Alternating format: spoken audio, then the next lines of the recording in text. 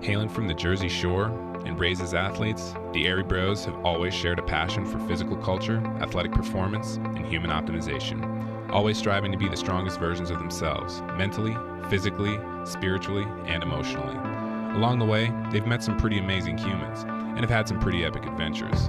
The intention of Airey Bros Radio is to showcase these amazing people and the impact that they've had on them, and to share tips, tricks, and hacks so that you can win each day, every day. You're listening to Airey Bros Radio. Be there or be square, because it's all killer, no filler. The Souls is 32 years old at this point. I didn't really start as a career as a real tattoo artist. And I mean real, meaning apprenticed, until I was 40. We took the band seriously, even though we had no clue what we were doing, and fun was pretty much the only rule of the day, It's great. I don't have to take my gloves off, go to the back, fucking finger bang some fucking machine. Place new value on your time when you're over the hill, and there's just no need. There is no need to listen to white reggae when there's so much good real reggae, black reggae, Jamaican reggae, which is the whole damn prayer down somebody's fucking ribs. I'd be okay if I never did that again. You know what I don't like? I don't like when people put lactose in beer. No thanks. Fuck you. Fuck milk and fuck you, dude. Fuck your fucking milk. Gross. Ready, wrestle. You can start a career at 40 and you can start a family at 50. I'm living proof of it. Hey, this is Bryan Kienlen, and you're listening to Airey Bros Radio. Thanks again for joining us. We were both Jersey Shore, born and raised from Point Pleasant. I graduated high school in 2005, and during that time, if you weren't a Bouncing Souls fan, I don't know what you were doing, especially at the Jersey Shore. So it's a huge honor to have you on, talk about the Bouncing Souls, talk about Anchors Aweigh Tattoo Shop, and everything else you got going on. Cool. Well, thanks for having me, you guys. Yeah, like I said, like Jimmy said, it is truly an honor. The music that you have created and performed and produced has fueled a lot of our journeys, and good or bad gotten us through some tough times. And it's just great to have you on and talk to you. And like Jimmy said, we want to get into Bouncing Souls, but I'm definitely intrigued by your journey into the world of tattoos. And then we have a craft beer podcast as well. So we saw that you guys did a collaboration with the Bradley Brew Project. I'd like to pick your brain about that a little bit too. Cool. Yeah. No problem. I could talk about myself and the few things I know about, which are my own experiences. And we both have, I think Rich has two. I have one. We both have some Home for the Holidays tattoos from Neptune back in the day. Oh. Yeah, cool. Yeah. Those were fun. Those were fun years when we would do the Home for the Holidays and do the tie-in at the shop I worked at the time, Neptune. That was totally something we all look forward to every year at the shop. It was super fun. Yeah, one of the ones I have is a Midnight Mile. Oh yeah, cool. And it's got the motorcycle, and I have my own personal story as to why I got that, but maybe if you could give us a little, take us down memory lane in terms of that particular song and everything. The song or the tattoo? Both. Let's see. That's something that Pete brought that song to the table. Those are 90% his words, I think. I can't even, honestly, I have to think really hard about the moment that we wrote that. I know it was Pete and me, and it was his words, and then he and I put the music together.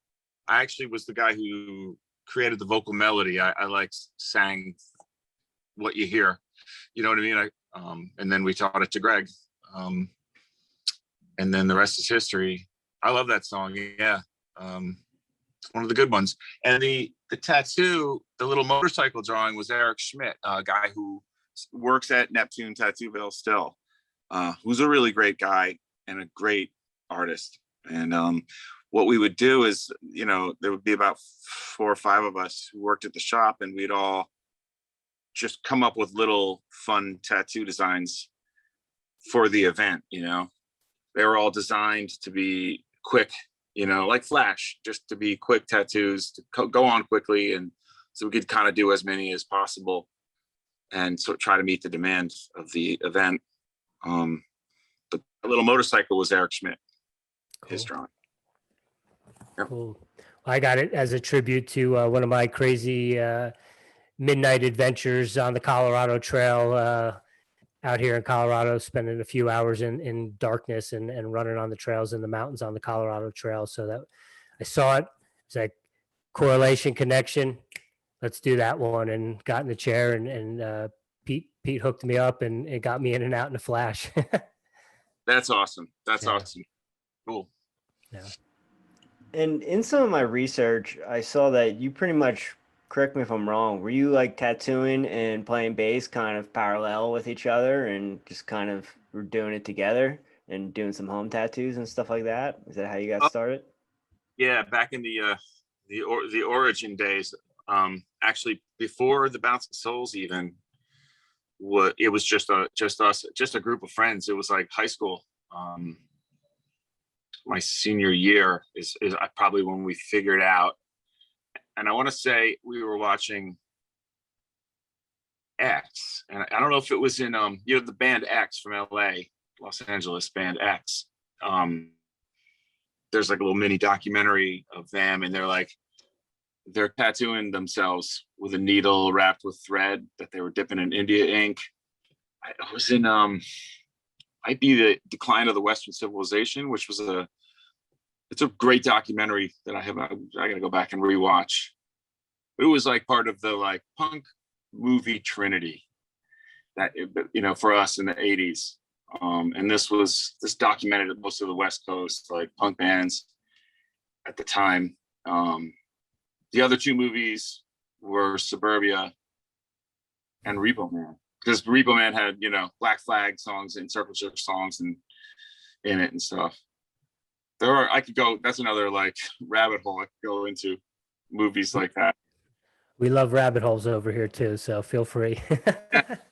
I'm the worst at it, so like I was already drifting off the question. So anyway, I was like the kid who did art in the group, in our like friend group, and so I just naturally became the one who was going to tattoo everybody. And so everybody got little oi, and I had nothing. I couldn't think of anything really clever to tattoo on people. I was like a young, excited skinhead, which I should also mention, anti-racist skinhead. And that's what I was into. It was a part of the punk rock family. It was just more about like the traditional skinhead thing, which was the music and the style, clothes and music. The Spirit of 69, which was all Jamaican, just all about Jamaican music. The original ska music, and I still listen to all that stuff. I'm kind of more into dub now, but as far as Jamaican music, but that's another rabbit hole I could go into. But anyways, point being, everyone got the word oi on their arm, or like a little cross, which not about being Catholic, just couldn't think of anything more clever, or an ankh, which the Egyptian symbol of life. Like I had an ankh on my hand, which I turned into a anchor a couple decades later, couple years or decades later. But yeah, so that was the true origin of me tattooing. It was right at the beginning of the band too, because it was what you did after school. Came over to, let's say, my house, skated the ramps, listened to music, talked about music. We went to shows, and then we started playing covers, learning covers, and that was kind of like the jump for the band.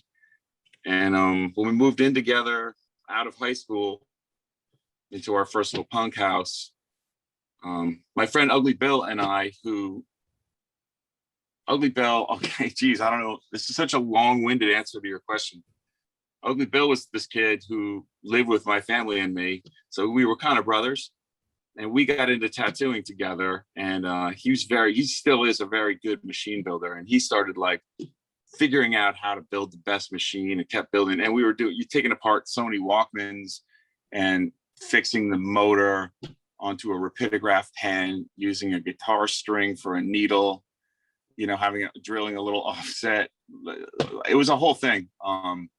But we made machines that worked. And so that was the next step up from what we used to call pin tats, which the kids call hand poke now, but it's just, you know, one dot at a time. And we figured out how to make machines. We started tattooing, you know, doing shitty Bouncing Souls tattoos on ourselves and each other. Little known fact, Greg got one of the first, if not maybe the first real professionally done Bouncing Souls tattoo. He got the guy. For any Bouncing Souls fans, we have kind of a logo, and it's a guy that I drew. He got the original guy, which is like it's just a ball with arms, and the original guy, his arms are in a different position than you're used to seeing. Like he's usually drawn now with like one hand, like come on, and the other hand is a fist back here. The original guy had like his arm like forward, kind of like a very comic book drawn, like he's springing forward, and his rear arms back here like this, and he's like the head with the face. And Greg got that on the side of his head. It's still there. if he ever shaves his head, would be pretty cool to see it again. But yeah, got into tattooing back then. Ugly Bill was able to stay focused on it, whereas we took the band fully seriously. Even back then, first Punk House, we were like, this is it, this is what we're doing. Like we felt almost like we all blew off college, and so let's like, but like we were taking our lives serious enough that we took the band seriously, you know, even though we had no clue what we were doing, and fun was pretty much the only rule of the day, you know. But we had like, you know, found our first house, and it had a basement, so that was our jam room, you know, and then moved as many of our friends in as could fit to keep the rent, you know, affordable. I think at one point I was paying like $100 for a room, maybe $200 for a room, but it was like a little house divided into 12 people, you know. So you're not occupying much space, and you're sharing it, but it worked, man. That's how we did it. And so with the tattooing, did you ever go through, I guess we call it like the traditional process of like an apprenticeship, or did you just kind of learn as you go, and by the time you got to that point, you had already had most of your stuff dialed in? Or I mean, how did that journey go for you? Yeah, about 20. All right, so fast forward. That was like 1989. Fast forward 20 years later, of the band kind of, you know, putting out a bunch of records and living on the road and touring and developing and becoming like pretty successful, I guess, relative to a small scale punk band. But 20 years later is the first time the band decided to sort of take a breath. And I mean, we threw around the word hiatus a lot, but we never really stopped. We still did probably a few tours that year, but around the 20-year anniversary, we did make a conscious decision to like stop living full-time on the road. And I was like, this is it. This is my chance to like take tattooing, get back into it and take it seriously. And I just kind of put it out there. I started tattooing. Ugly Bill came out to my house and like taught me everything he knew. At this point, he's been apprenticed and he's been tattooing all of those 20 years. And he came and basically kind of showed me everything he knew and taught me everything he could. I got like everything I needed and just started tattooing people out of my house, like scratcher style. But I really wanted a formal apprenticeship. I wanted to learn how to do things the right way. I wanted to work at a shop around real tattoo artists. And so I just kind of was putting that out there to everyone I was talking to. And a mutual friend was like, I just talked to Josh. He's into it. Like he's got a shop out in Flemington, Immortal Ink. You know, he said, come on, you know, give him a call. And so it started with a phone call. And then one thing led to another. And Josh took me under his wing as an apprentice at Immortal Ink. And that was a 90-minute commute from my house. So, but for 3 or 4 years, I was driving back and forth. Did my apprenticeship, got started there, doing walk-ins. It was a fairly busy street shop. So I was like excited to do flash, which is still kind of like my favorite thing to do. Is like just simple traditional tattoos. But even then and there, it was like the time I was learning, the big thing was script on the ribs, which was a tough thing for a guy learning, but that's kind of how I cut my teeth, doing a lot of script. It felt like a lot of script on the ribs. You know what I mean? I talked to Rich, who I work with, and he's like, oh man, when I was learning, I was like, everybody was getting kanji, and it's like the easiest thing to do when you're learning, script is pretty unforgiving. But kind of cut my teeth there. And then I started working a lot closer to home at Neptune Tattooville, and I think I did about 6 years there, 5 or 6 years there. Continued learning with that group of people. A lot of great artists there, so there is always a lot to learn. So I kept growing, and then this opportunity came up, and long story short, here I am. I have my own little shop. It's just me and Rich Cahill. And it's funny because Rich Cahill is the guy that taught Josh. He taught the guy that taught me. So I told him in martial arts that he's my grandmaster. It's great working with him. He's a killer artist. So there's always something to learn from him, working with him, and we have the best time together. It's like a very big part of it is just like, it's someone you spend so much of your day with.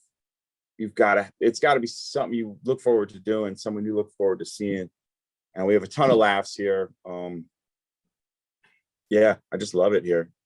I love my life at this shop so much. It's like heads and tails above anything before it. And yeah, we push ourselves. We're drawing all the time, learning all the time. Plus, we have a lot of fun. We're kind of like, it feels like a teenage burnout kid again, like we throw knives. We built a knife throwing target out back. We have a little, what we call our jam room over here. And it's not a jam room at all, but we like joke that we're going to put a little shelf on this wall and put a lava lamp, and we're going to get like some mini posters. Like they'll all be hot water music, because we only pretty much play hot water music songs. That's how, so we have 2 joke hot water music cover bands now. One is called, we got a lot of names we're kicking around. So we've got warm water music, because could never be anywhere near as good. Then there's Caution, the hot water music tribute. And then there's Hot Wallard music, where we only play Chris Wallard songs. And then like on Wednesday, we have Wallard Wednesdays here. So we just listen we to play the a lot draft of all day. Wallard. Yeah, we listen to the draft, Chris Wallard and the Ship Thieves. We talk about, Chris Wallard and, what was he thinking, when he did this song? Or maybe we'll learn a Chris Wallard song. It's not that Chuck isn't just as awesome. Chuck Reagan's a fucking genius. Like he's one of my all-time favorites. But it's just, we just love Chris Wallard a lot. And Wallard Wednesdays, That's funny. I didn't get into hot water music till they did the draft. And then I went back to hot water music and got into them. And I'm a huge fan of Chuck too. But I think Chris is underappreciated as well. Yeah, I think it might be a little bit of that. If there's something like that about it, where you're just like, what about Chris Wallard? And it's like, where the fuck is Chris Wallard? I miss him. He doesn't tour with the Hots, and he's become like some kind of unicorn. You're like, oh, Chris Wallard. Like we got him. It was like one of my greatest accomplishments of the year was talking him into doing a song for our little Bouncing Souls like show live stream thing we did back in what was it, December.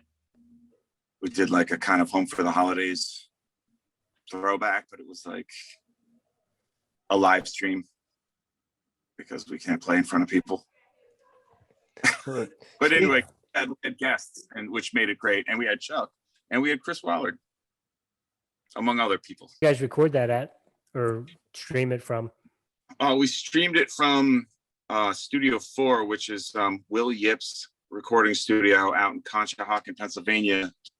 He is just a killer producer that we have been working with. We did Crucial Moments, and then more recently we did Volume 2 with him at that studio. So it's just, I wish we discovered each other sooner, because we have great chemistry, and we've been doing, I think, our best stuff since with Will, you know? So speaking of Hot Water Music and some of the other guys you've toured with, what are some of your favorite bands to tour with, and that you guys just know when they're on the roster, like, oh, it's going to be a fun time. We're going to have a good time with these guys. Oh yeah. Well, I mean, Hot Water Music probably makes the top of that list. The Bronx is right up there, and we just, you know, we had the honor of doing pretty much an entire year with them in 2019, right up until the end there. Our timing was great as far as the whole pandemic thing. Like we toured heavily right up until then, and we had intended to have 2020 be a quiet year anyway. And we just released Volume 2, like, right, you know what I mean? Like, we just finished recording that the day of lockdown. The day we're like, fuck, we gotta all go. Like, George is worried about flying home to Florida, and our last day of this, like, he left the studio a day early just to ensure that he would get a flight. So we kind of got a fuck ton accomplished leading up to the whole lockdown, which was great. How has the tattoo shop been during lockdown? How has it been mining that? So we had a mandatory lockdown of 3 months from basically the time everyone got, you know, probably the same as most, you know, hair salons and restaurants and a lot of other things, but it was 3 months to the day from, like, what was it? Early March, right? Yeah. Sometime it's like March 17th. I want to say it was like St. Patrick's Day or something, right around that, within a week of that. And then we reopened we were allowed to reopen on June 20th, and it's just been, and the demand is insane. Like, I'm used to being booked out a month or two, maybe it's more like 2 months for the last, like, year or so. But this year I'm now booked out to the end of the year. So, like, I would be booking January right now, but I closed my book. I was like, this is out of control. Like, I'm not, it's too much. Like, my entire year is spoken for with tattoo appointments, which is, I'm grateful. And it's like a kind of a really cool sort of milestone in some weird way in my career. And I'm nothing but grateful about it. But I have to take measures to kind of have some control over my own calendar, my own life. So I've got a wife and 2 daughters. I've got 2 bands and this. So I have to carve out some time for all of it. And so what I've done is just close the book. I'm not taking any appointments at all anymore. And then sometime this fall, I'll open the book again, and I'll book like 3-4 months and then close it again, just so that I can have some kind of, like, to stop the flow and be able to maneuver when tours come up and shows come up and family, you know, ideas and events and things, you know, like, it's being, like, booked out guys. It's cool, but it's not all that awesome, if that makes any sense. No, totally. Busy is a good problem to have, but it also, you've got to have that work-life balance as well, so that you can, like you said, you have a wife, you have daughters, you've got other things, you got to do self-care too. And it's right. Learning to mitigate. Yeah. Learning to, like, sort of control it and mitigate it, instead of just being like a wide open, like, anything's good. Like, I'm just, you know, it's also cool because I'm able to, you know, I get to do more of what I want. Appointment wise, like, I can be a little bit choosy instead of just saying yes to every single thing that comes down the pike, which is what I've done for the last 10 years. I'm now certain things I'm like, you know what I mean? Like, I don't want to do like a sleeve that's like the old world map with the compass thing and the, the black and gray thing. And there's certain things I'm like, I've done it. I did it because I wanted to do my best and prove I could do it and all that stuff, but I kind of don't want to do it again. And if I have the choice, I'm going to make room for like cool tattoos that I want to do. So that's a new thing I'm experiencing too, able to kind of control that a little bit too. I'd like to do, bold traditional tattoos, and I love doing portraits, which is weird because nothing like that, but I find them easy, and I do them pretty well. So I'll say yes to portraits and traditional pieces. And I love doing, and people ask me this all the time, well, do you ever get tired of doing bouncing souls tattoos? I'm like, no, it's my shit. That's my imagery, and I like when people bring their personal twist to something that I do and have done, and ask for, give me like a drawing challenge, but it's something in my wheelhouse, so I can kind of do a good job of it, And that's kind of where I like to be. How often do you do a Bouncing Souls tattoo? I also get asked that question a lot, and I've never been able to give a good answer. I'm just gonna actually open my book here and see. No, this is just names. It's not really helping me. I would say 1 in 5, maybe fewer than that. You know what I mean?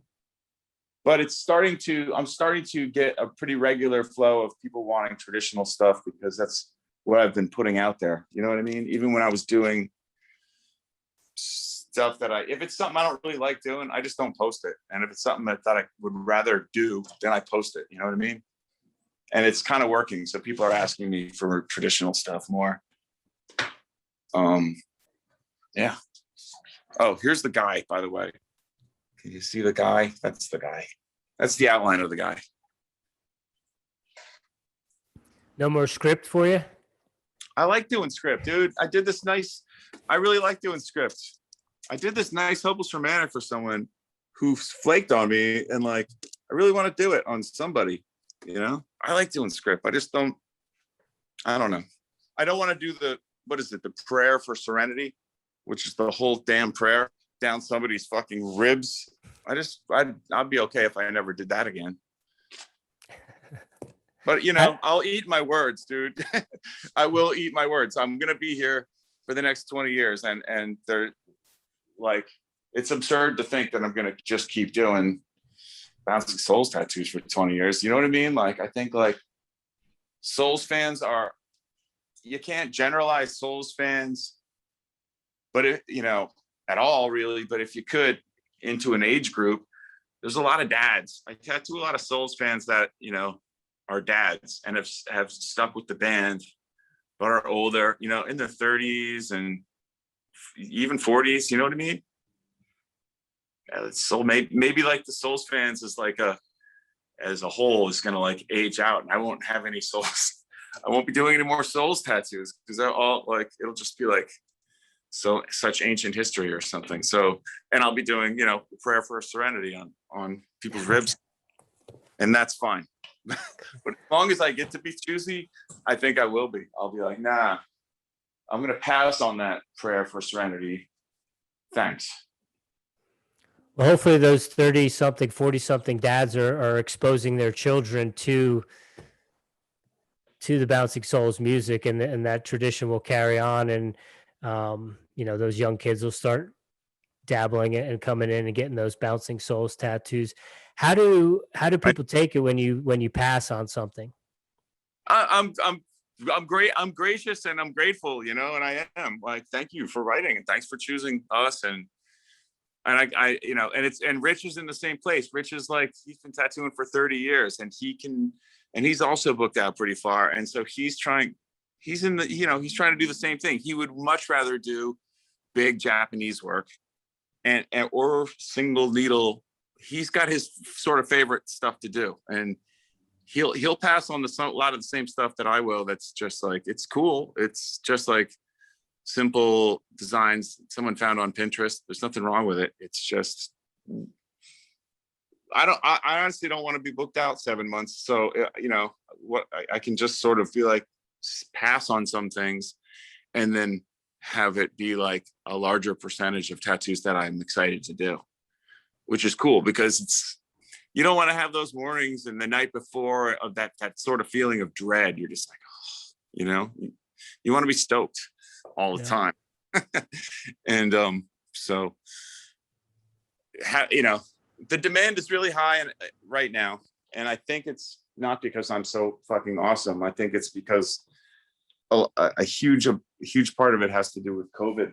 And I think people have just been cooped up and they haven't been spending their money at restaurants, you know, or movies or whatever other sort of R&R that people spend their money on. I think people have money to spend and there's fewer outlets. There have been anyway. And that's all going to change. So I kind of expect that the demand maybe it'll shrink back down. Who knows? I don't know. Why speculate? Who knows? Prior to COVID, had you been booked out 7 months in advance before that? No, like 2 months. It's a huge leap. It's a really huge leap. It just gradually kind of like has been growing since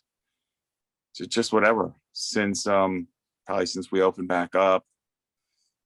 You know, there was also 3 months of displaced tattoos that I had to fill back in, you know, so a lot of that kind of clogged up the book, but that's all past. This is just a big demand right now. And my speculation has something to do with COVID. Do you guys do walk-ins or is everything book? No, we used to be like a normal street shop when we opened here. And part of the COVID sort of regulations and protocol was no walk-ins. So my door's been locked since lockdown, you know, back in March of 2020, and it's still locked as per those protocols. But honestly, like, we don't have time. We don't have time to do walk-ins. As fun as walk-ins can be, walk-ins are fun, man. You know, it's like there's no homework. You get to like do something real, you know, like come up with an idea, problem solve real quick, draw something real quick where you don't have time to overthink it. It's just like a whole new experience with each person. It's a different thing. I like it and I kind of miss it, but I simply can't do it. I just don't have time, and neither can Rich. So I don't know. I think we're just going to keep our door locked and be more of like almost like a private studio, appointment only, which wasn't my intent when I opened. But or maybe we're going to get a third guy in here to just do walk-ins, you know, and take that sort of just funnel all that stuff to him. And that very well might be what happens.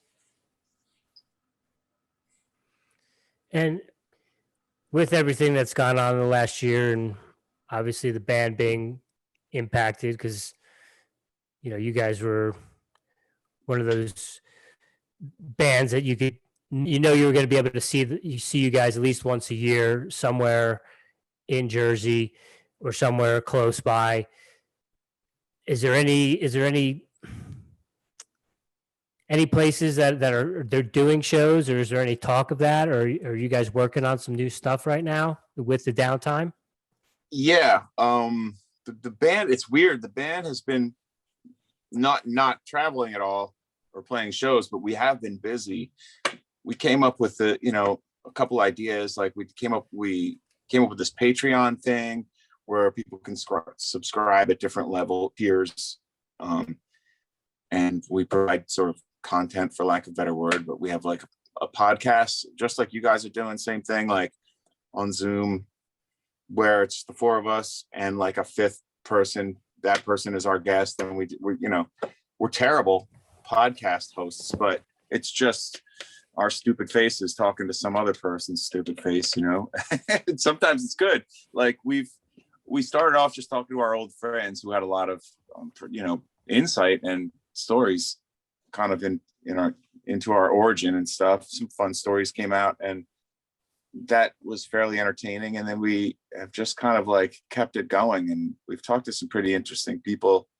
We actually did Maddie from the Bronx. Speaking of them, we had him on. CJ Ramon was kind of like a noteworthy. He was great too. We've had a few kind of like noteworthy type guests, but mostly they're just our friends.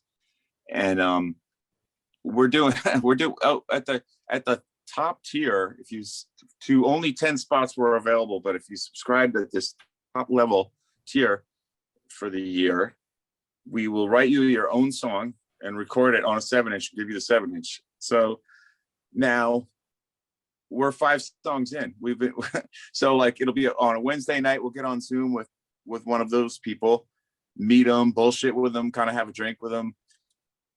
The following day, Pete and I get together and write a song musically. Greg is scratching words down, and we have our own little Zoom meeting the following day and kind of just flesh out the rest of the song. Send it to George. He plays drums on it. Send it to Greg. He sings it from his house. And then Pete and I record in Pete's recording studio in Asbury Park. Pete engineers the whole thing, produces it, puts it all together, and it's a song. And we're just finishing song number 5. So we got 5 more of those to go. We hand wrote lyrics. That was another like thing that's included at one of the levels. We divided that up, and each of us had like about 28 songs that we had to handwrite, lyrics. We divided them among like who wrote what song, and we ended up with about 28 songs each to handwrite. I didn't realize like that takes a long time. That took a long time. It took like a couple of 3-hour sessions for me to do the whole thing. I just finished that. Actually, here they are. Boom. There are so many. This is such a thick stack. Here they are. I got so I've been busy doing Bouncing Souls, weird Bouncing Souls stuff, but we've been writing, and it's similar to what I said I liked about doing flash tattoos.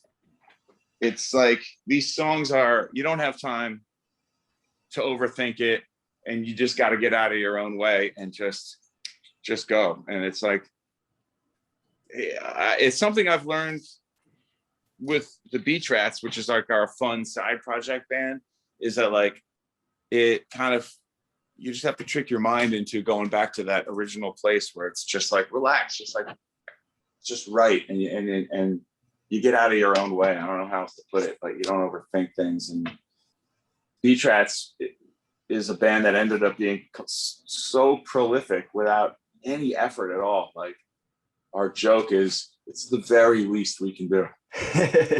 Like it's a play on that like phrase. It's the very least we can do, and we are the busiest guys. You got Brian Baker, who's in Bad Religion. He is a full-time actual musician.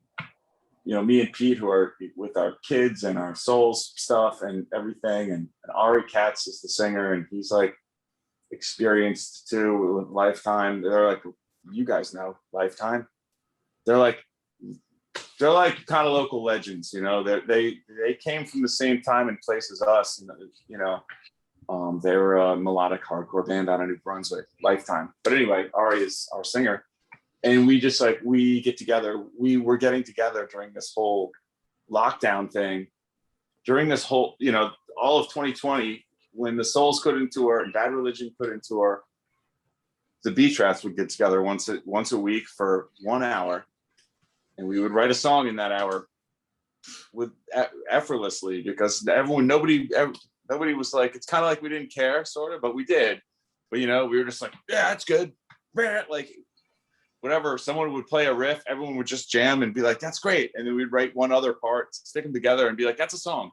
It was kind of like your first band all over again, but it's like a bunch of old dudes.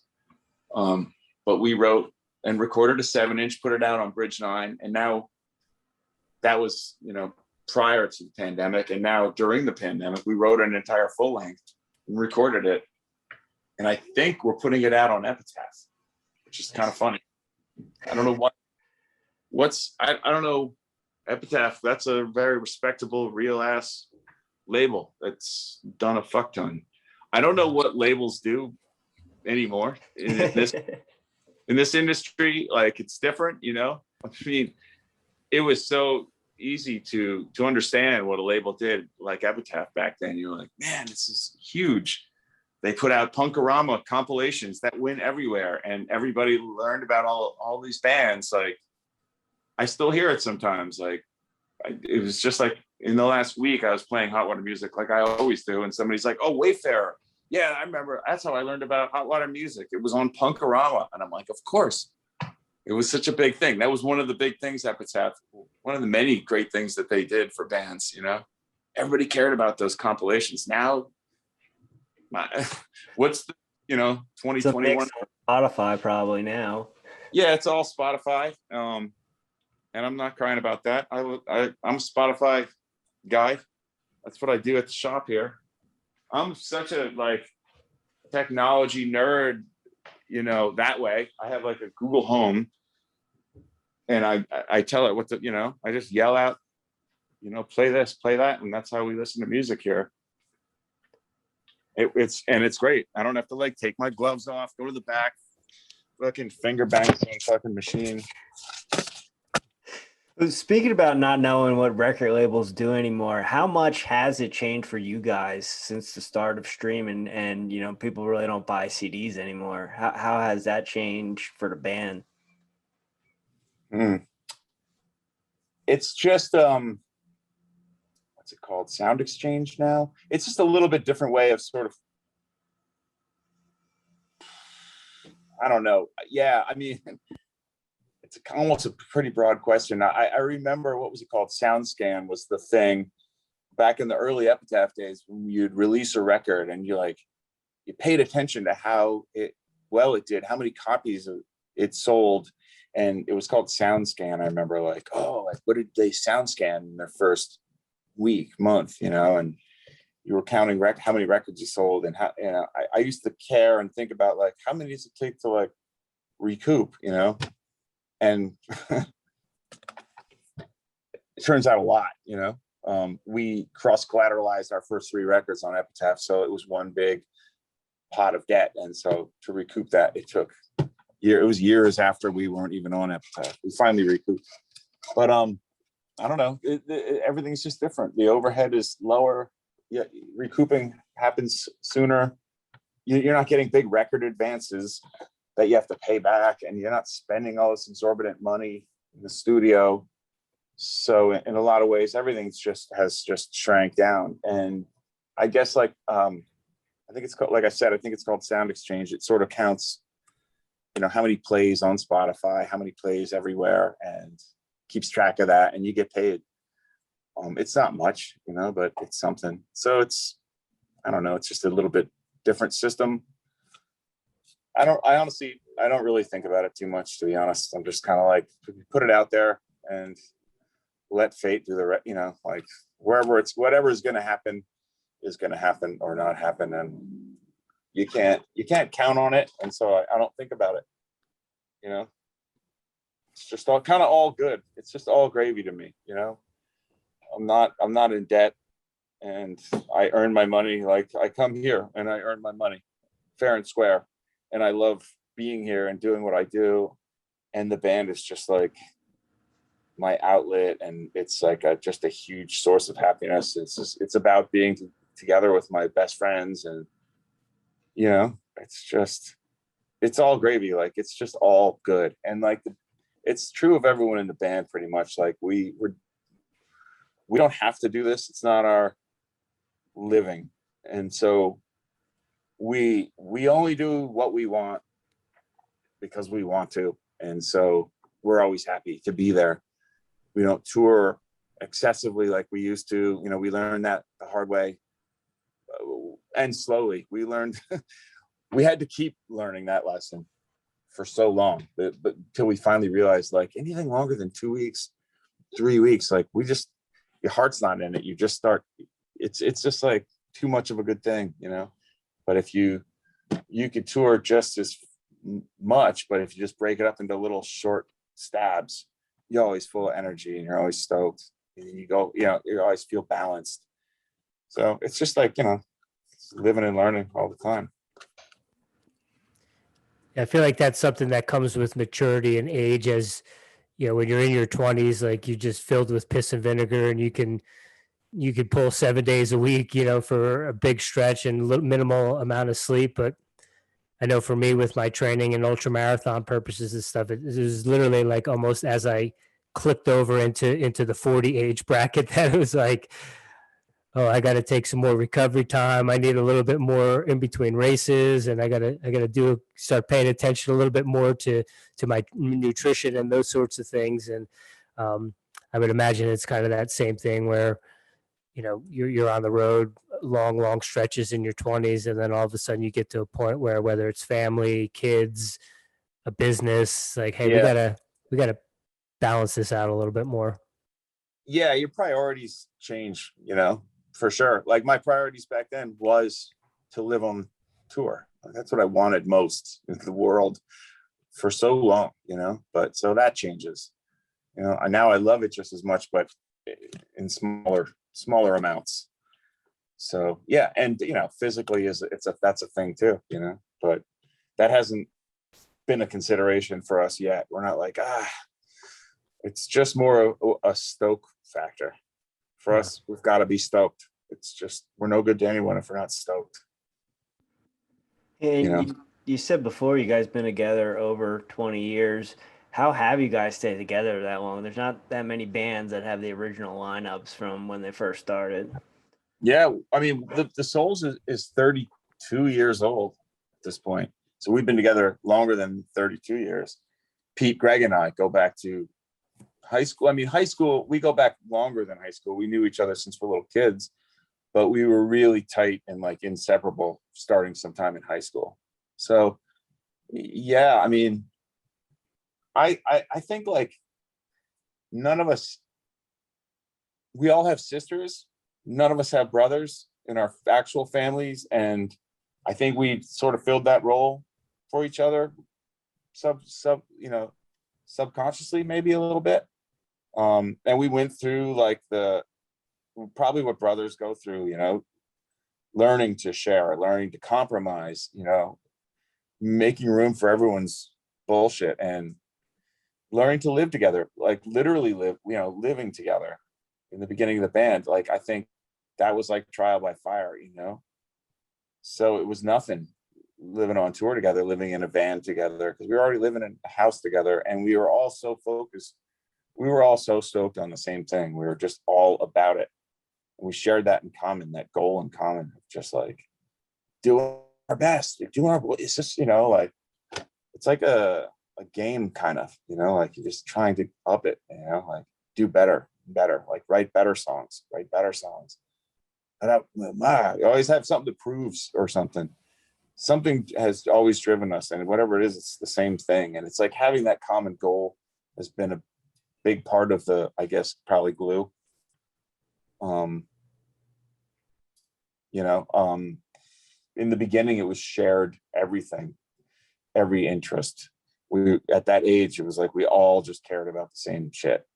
And then people kind of develop and flower into different adults with different, desires and things that we care about. And then that just all just becomes goes in the basket that we all, it's like any family, whatever this guy's into, we care about it too, and we appreciate it. And that's his thing.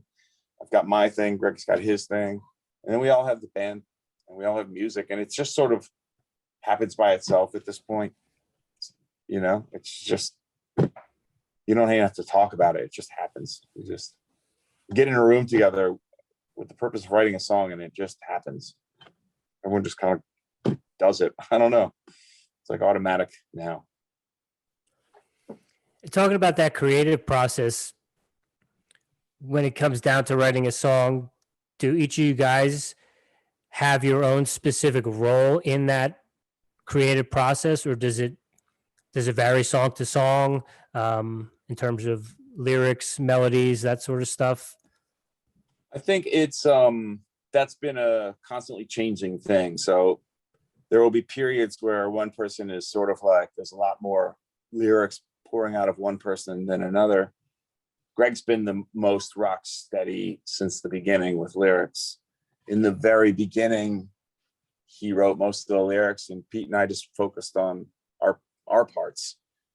And then I think everybody participated in the lyrics though, even back then. But Greg wrote a couple just all by himself, just Greg, some of our best stuff.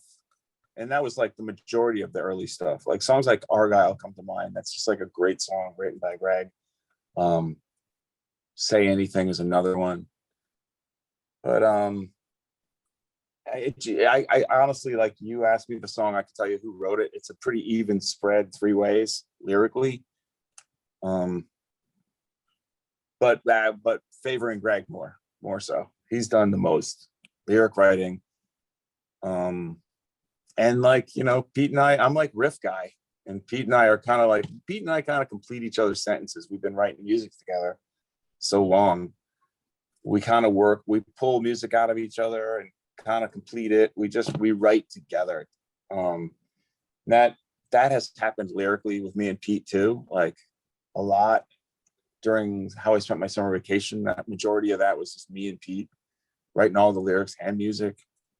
Anchors Aweigh, I feel like that was mostly me because I was going through something. It's a lot of like kind of heavier lyrics on that one. Big breakup, self-destruction, all the classic blues. I was on the edge on that record. That was kind of my most prolific, I think, moment. Was during the writing of that record. That's got the most me on it. Then it was kind of even spread when we started with Ted Hutt. We did the Gold record, and that was kind of 3-way writing again. Probably a little more Greg. I don't know. And then it's just pretty much even spread. I haven't had as much lyrics personally in the last, I don't know. I feel like trying to think what I'm looking at the record covers. This is what I do. I have them on the wall. I got them all up there. Let me see if I get them. Can you see them? Yeah. Is Anchors Aweigh your favorite? Because you said that has kind of a personal. Yeah, it's got most of my blood and guts on it. Yeah. Sometimes, and also, like, I wrote a whole lot of the words in Comet, but I don't feel like a lot of that stuff's just not as good, not as strong, like in my personal opinion, as Anchors Aweigh. But someone else is going to say the complete opposite of that. So it's all a matter of taste. You know what I mean? I feel like we just started, we're kind of like, yeah. And then like Simplicity, we started coming back up with George on drums on like a new kind of road. And then Crucial Moments to me is like a step better than that. And then Volume 2 was like pretty magical, even though it's not a punk record at all. It's not even a rock record, but it was a very creative record for us. I think we're all really proud of Volume 2. It's just songs from our own catalog reimagined and played on acoustic instruments, but it's not an acoustic record because there's electric guitars on it too, and like other instrumentation. So I don't know. And it's just hard to say. Everyone's got their favorite, and I don't know. But for me, it's Anchors Aweigh, and that's why I named the shop that. Does that make sense? Hell yeah. Absolutely. Kind of my shit. And like, fuck, dude, like that. It's the only oil painting I ever did was the cover of that record. Oh, you did the artwork too? Yeah, I did all the album covers. Oh, excellent. All 12. I was like, that's my job in the band. And this is the oil painting. It's so small because I was afraid to do an oil painting at all. But I had like a sort of image in my head of what it needed to look like. And I was like, it's got to be an oil painting. And so I bought all this stuff. And they got like little student art, like little student boards, these like little canvas boards. And I'm like, okay, I can handle this size. Because I was so afraid I was going to go, get lost in it and not get it done or have it be shitty. And so I did it pretty small, and I kind of regret that. But there's the actual painting. Very This cool. is like my gallery. This section right here is all like stuff I've painted. And nowadays it's mostly tattoo-y. Yeah, someday I guess I have enough to do a little gallery thing or something, but the shop is my gallery. Yeah, I mean that's kind of we were talking before about with everything that's gone on the last year, and how the original model was kind of more based off of like a walk-in style, but now the doors are locked, everything's appointment only. That's always kind of a fun thing, just to walk into a parlor and just look at the artwork, look at the flash on the walls, and go through people's books and stuff. So it's something that's like, I get it too. Like a tattoo, it's fun to get a tattoo. Just that day, think about getting a tattoo and just go get one. Have it be spontaneous. Sadly, that was like even back 10 years ago when I started at a real shop, my first real shop. I was like, really wanted people to get cool Sailor Jerry shit off the wall, but like nobody, even back 10 years ago, nobody did.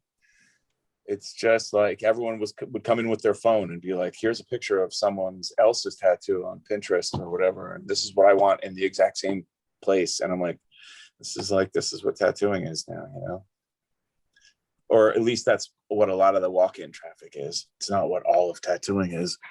And fuck, dude, the industry, man, there's so many killers, so much good art going on. Monsters. Yeah. Monsters of the industry. Hey, look, I'm working on the Beach Rats full-length record. Might look something like this. Intentionally kind of bad. This is Ari Katz's vision, and I'm just kind of doing the legwork. I'm like, he sent me sketches of what he wants the record cover to look like, and I'm like, that's fucking cool. That's probably what it'll look like. So that's part of what I'm doing today. I take off on Mondays, and Rich isn't here, so we're basically closed. It's my day to catch up on like emails and all the other stuff that just gets neglected. I just started crossing Mondays off in my book. Like, nope, that's mine now. That's man day.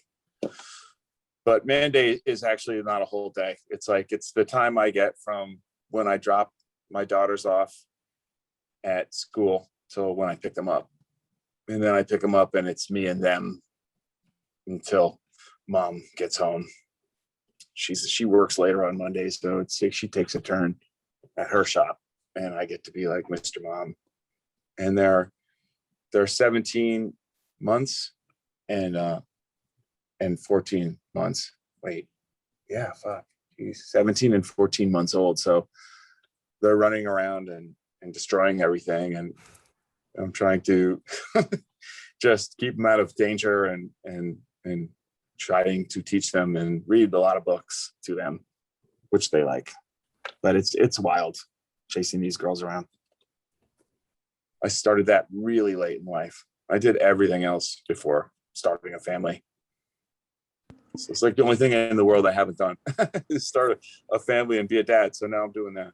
You think They're saying there's hope for us. Oh yeah. Like I started a family. Listen, people ask me about tattooing, and I'll tell the ancient origin story of the 80s and all that, like I told you guys. But the real truth is, I didn't really start as a career as a real tattoo artist, and I mean real meaning apprenticed, until I was 40. So you could start a career at 40, and you can start a family at 50. I'm living proof of it. Don't be afraid. I got time then, career and family, so I got time. Yeah, you can start all over again. You can start all over again at 40 and 50. And I'm stoked. I mean, 50, shit, whatever. It's just a number. It's just a number. I didn't want to say anything cliche, but that's really true.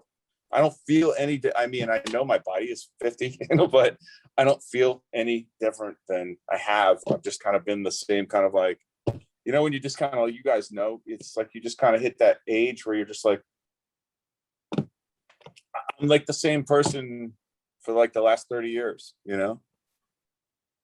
You're out of your like kind of clueless 20s, you know, like early 20s where you're just like sort of floundering and becoming an adult still and just like fucking up a lot. 30s is when you're just like the master of everything kind of, but you don't really have all your shit together financially. And you're not at that like, well, you're not your dad, you know, like how your dad really is like, you're not there in your 30s, but you're like beautiful and powerful and kick some ass and get laid and party and you could do everything better than you could in your 20s. 40 is like when you hit 40 and you start like kind of taking, without even consciously doing it, like something happened on my 40th birthday, and Lamar Vinoy told me the same thing. He's like, you just sort of take stock of your life and it happens involuntarily. You just can't help it. You're just like, okay, where am I in my life? You know, have I done everything I want to? What's left? You become aware of your mortality for the first time. Before that, you don't, it's just not part of you're not like, I'm going to die. Like time's ticking. Like you don't think that way in your 30s. In your 40s, something changed where I was like, okay, like I can wrap my head around the amount of years left.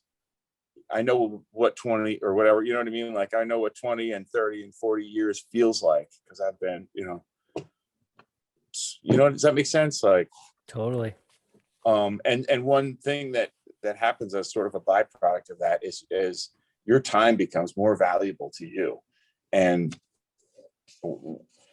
you become more aware of time wasters and kind of energies, you know, people that are just, you're wasting my fucking time. Like this isn't, you start cutting people off that are wasting your time or that aren't really good for you. You just sort of like judge everything you're doing on a different set of criteria on a different scale, you know, and you just don't, you know what I mean? You just don't do shit that is a waste of time. You do less of it.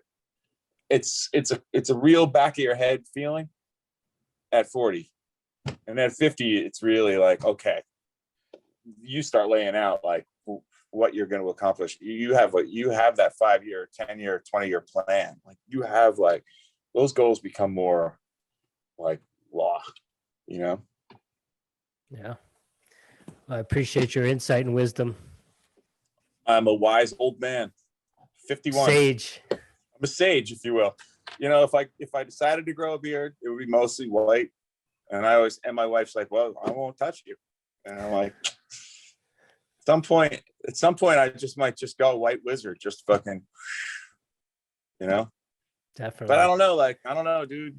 You're no beard brother, and got beard brother here. Like I've grown a beard, dude. Like I've got a full ass beard like yourself.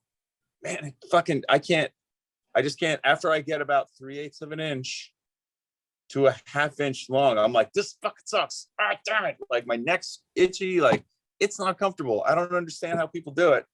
I think, is it like you have to get past that stage and it has to get to like 1 to 2 inches long and then it's more comfortable? I just can't do it. It's just not comfortable to me. Yeah. The key is during that itchy stage is to have some sort of like mixture of an oil or even just simple as coconut oil, but just to kind of get it in there and massage the skin. And then once you get past that itchy stage, well, that'll help get through that itchy stage. But yeah, once you get a little bit of length to it, then you can kind of shape it and manicure it, and it's really not that bad. But then it becomes the upkeep is almost, it's easier to shave every day than it is to prim and prop it and comb it and make sure you don't look like a homeless person. Yeah. See, I don't know. Like I'm like a low maintenance guy, dude. I shave my head every couple of weeks, and usually with the same like hair clipper, I'll shave my head and face, and I'm like, all right, that's all good length, which is kind of like scary with like a wall, you know, hair shaver. Like going up under your nose is a little like, one of these days I feel like I might like nip my nose or something, but like that's what I do. And every now and then I shave like proper, you know, I like doing that in the shower. Yeah. Your pores are open, easy rinse, fast, you see these commercials for shaving cream and people are like in the sink doing this, like fighting gravity and splashing water up onto your face. No, shave in the shower, it's easy. You got a mirror in there? No, you just know what to do without it. Okay. Might take a few swings, you know what I mean? But you just go by feel. I don't know, maybe it's practice. You don't need a mirror. I used to shave I used to mohawk and shave that in the shower. And I would just like kind of touch and be like, there's the hair. Okay, there. Okay, there. You use your fingers, But with your face, you just go. You just start here, you just go.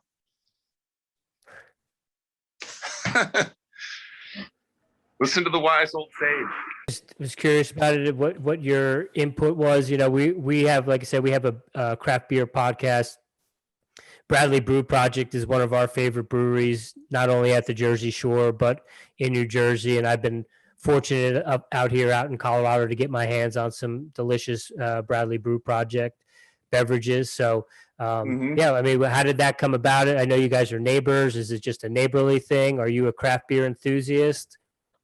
I like IPAs. Not really, like I could never make it on that podcast because I don't know enough about like Citra hops versus this hops or that hops. I barely know anything about that stuff. I just kind of try them and know what I like. And I've developed a real taste for like a good, like 7% ballpark, 7% IPA, and I don't know. Like I've got into like hazy IPAs. I'm like, oh, that's cool. It's cloudy. Like it feels more fresh or something. I don't know. But then I've kind of come back to like a crisp, more refreshing IPA. And I'm not going to lie. Like I'm friends with a few of the best breweries, Bradley Brew Project and Twin Elephant is another good one, and Last Wave Brewing. Those are three great ones, and those are the ones I've done collaborations with. But I think my favorite is still Sneak Box by Kane. I think Kane, just something about Kane. You guys are familiar with Kane, of course, brewery. Absolutely. I mean, I don't know what it is about Sneak Box, but it's just so perfectly balanced and it's crisp and it's clean. And you don't, you know what I mean? You just feel good. It's a little bit lower ABV, right? It's like 6 something, maybe 5. I believe so, yeah. 6. But it's just like, I don't know, perfect. But yo, here they are, dude. I've got my collaboration guide right here. Wait, can you see them? Yep. Right. So that's the most recent one. That's the Shark Attack that I did with Bradley Brew Project. There's True Believer. So good. From Twin Elephant. And then we did a Black is Beautiful Bradley Brew Project, and I did the design for the back. And then how I spent my summer vacation, the End of Summer IPA by Last Wave. Yeah, they're all good. Those are all good beers. You know what I don't like? I don't like when people put lactose in beer. No thanks. Fuck you. Fuck milk and fuck you, dude. Fuck your fucking milk. Gross. Fuck that. It's a running joke on the beer podcast. What am I, a fucking baby cow? Get the fuck out of here. Get the fuck out of here. Oh, it makes it so smooth. What do you want, dude? Go suck a fucking cow tit. You want smooth. I want crisp. I want alcohol. Crisp, dry. What the fuck? That's it. That's my that's my spiel on that stuff. I love it. I will relay that to one of our other co-hosts for that podcast, because he is one of the 4 that really enjoys a good lactose in his IPAs, and it's kind of an ongoing joke. And we actually had a brewer from Pinelands Brewery down in Little Egg Harbor. And he said his favorite conspiracy theory is that the milk industry is behind the addition of lactose to IPAs. Yeah, dude, you're right. I don't know. Yeah, so that's my thing about. I mean, that's just. I haven't drank milk in fucking God knows, man, decades though. Decades. I haven't drank milk. I love cereal just like I did as a little kid, but man, there's flax milk, almond milk, rice milk, every kind of milk that's not gross. You know, there's no utter pus. Fucking dealing with cruelty too, not to mention cruelty. It's terrible. Totally. Love it. I love it. Fuck that. Mm-mm. I'm not a vegan, but I get it, you know. Oh, yeah. I like to say I'm a fake vegan because I'm 99% vegan. I just keep that little 1% open for like, I like pizza, you know.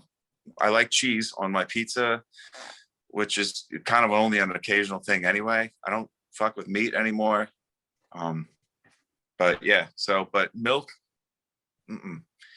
even when I wasn't vegetarian, it's like milk's just gross. When you stop drinking it, you realize it because you go back. It's kind of like cigarettes. When you stop smoking cigarettes and years go by and you're like, I'll just take a puff. It's just so fucking gross. That's what it's like with milk. You stop drinking milk and then like, let's say a year later, you're like, what the fuck? And you have some, or you have some in your coffee and you're like, it like sits on your tongue. It's like there are fat cells or something. It coats your tongue in a weird way that you become aware of it, you know? Just like I'd be aware of cigarette smoke. Like it's the same thing. You just Totally. You cut it out and then you never want it again. Weed's a different story, dude. Weed's a beautiful thing. Are we gonna get it? Now that legalization is in the process and the works are going through, are we gonna see an Anchors Aweigh strain or a collaboration with some people? Of weed? Yeah, you know what? That would be fun, man. That would be really fun. I mean, I'm not trying to get all crazy and reckless. I mean, I know it's still like weed's really fun, but it's kind of like, I guess it's just like alcohol, but in that moderation is better, you know. I would preach moderation, even though I've never lived it. I've lived the you know how bad things can get when you don't practice moderation. And so I would think twice probably before, you know, getting out there and screaming from the mountaintops about how everyone should smoke weed, because I don't believe that's true. I have fun. I have fun with weed. We'll roll little joints here, and we'll go out, we'll throw some knives, we'll play some hot water music songs, you know, and then we'll start drawing our tattoos. And that's what makes me happy. Couple of puffs, couple knives, playing some bass, drawing some tattoos. It's good life. Sounds like it for sure. Say it's a good day at work. It's only part of my life, but it's a very fun part. All right, we got some rapid fire questions for you. Not rapid fire and answer, but like 4 or 5 generic questions we ask all our guests. First one is, do you have a daily ritual or daily practice? I want the answer to be stretching, because it's but it's not 100%, you know. I miss some days, but I like stretching to be part of my daily ritual. So yeah, I'm gonna go stretching on that one. Awesome. Do you drink coffee? Yes. How do you brew it? How do you take it? I drink 2 like 5-ounce cups of strong black coffee. That's it. There's a place called Asbury Park Roasters. And that's the coffee I buy. I get it in beans, and I have a machine that grinds the beans and brews them. It's a Krups. I spent some money on it, man. It's Krups makes it, and it's like it's an espresso machine, like an electric espresso machine. You got a little water tank in the back. Beans go in on the top. It grinds them, and it's got the like little double spout. And you could select espresso or just coffee, long coffee or coffee, but it makes it like, you know, you can select like heavier or more coarse ground or less coarse ground. So you're getting a like richer cup. I like a pretty rich, dark cup of coffee, and I like it black. Do you have a particular roast that you like? Well, with this machine, it's recommended that you only go light roast, because I used to love the dark roast, but the oily beans will eventually clog up the machine. So I've like been like, fine, light roast. And AP Roastery, like their fucking light roast beans are a killer, and they're so full body and delicious. It's like I'm trying to think, Sumatra. They make a Sumatra and a Costa Rican light roast. Those are my usuals. Right on. What are you listening to right now? Music, podcasts, audiobooks, reading anything? I swear, dude, I've been in a hot water music like rabbit hole, pretty deep rabbit hole, where, like I said, we're picking songs out of their catalog and learning to play them.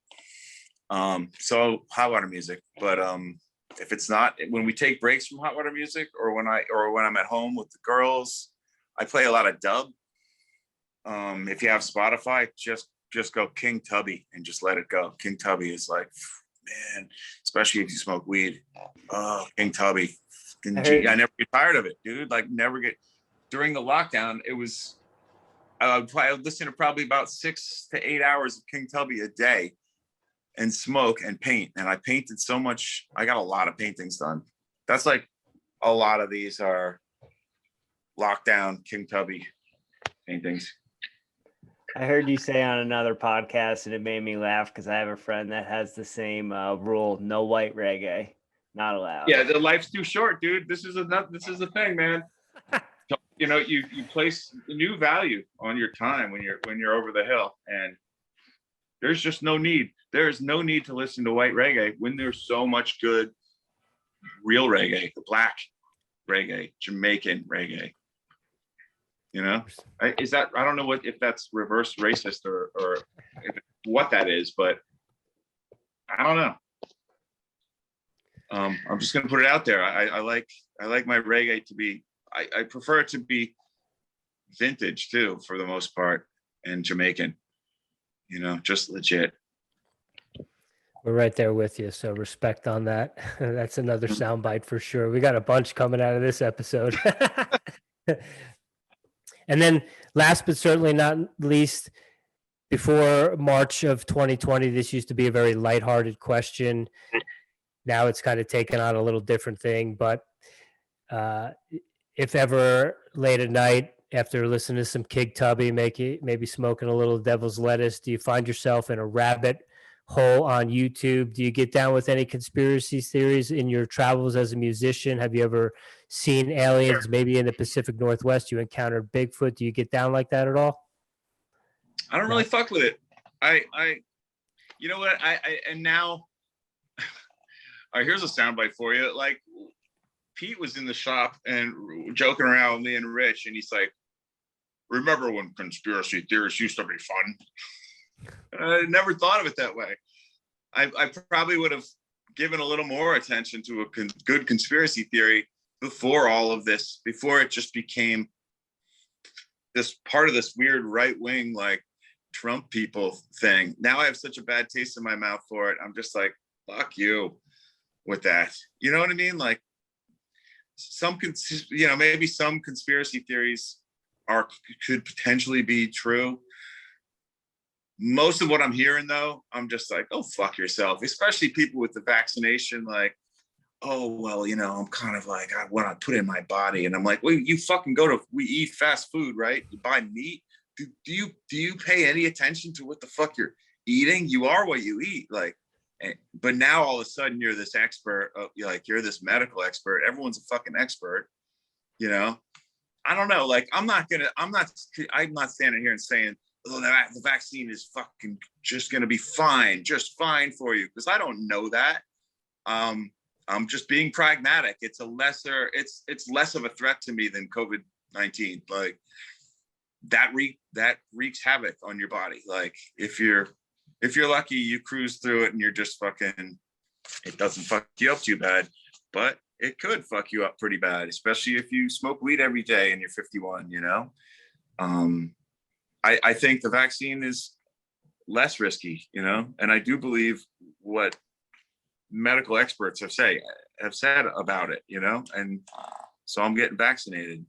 And now everybody is this like expert, like, about, like what they're purists about what they put into their body. It's like, you're talking to the wrong guy, first of all. Like, I spent like, I don't even know how long sniffing shit up my nose that I didn't know what the fuck it was. I was just a crazy person. I don't do that anymore. Thank God I survived it. Also think like I've got like nothing can kill me because of the shit I've been through and shit I put in my body. I think a lot of that is mental. I think you create that. I believe that too. You kind of create that. It's a kind of a mind over matter thing a little bit. And it works both ways, positively and negatively. It's all one thing. Your consciousness, your awareness, and your bones and skin and all of it. It's just like, and everything around you. It's just like, it's all the same atoms.